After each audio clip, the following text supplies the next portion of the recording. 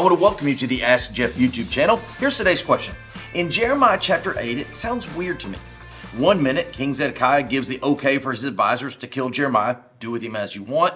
The next minute, he tells his advisors to get Jeremiah out of the pit. Why didn't he just kill him and get it over with? They killed other prophets and had no remorse for it. Well, this is absolutely a, quote, true analysis of the chapter. However, if memory serves me correctly, if you'll go back into this famous story, what we know is Jeremiah was put into that, quote, miry pit, that dungeon, for lack of better terms, and for all intents and purposes, kind of left to die, but yet not to die a very quick death, which would be, quote, more painful and miserable. However, there is within that story an inserted character. There is an Ethiopian individual.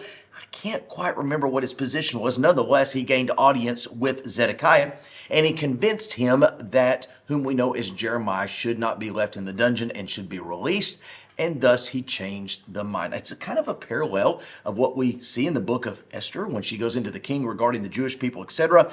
And you have that stories all throughout the scripture. So at the end of the day, yes, it doesn't make sense. Why would he condemn him, not kill him like he done others, then let him go?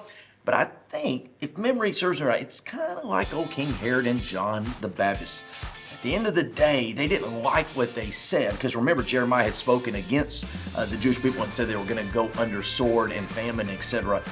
But they really liked him down deep. So I kind of think you see the same song, second verse.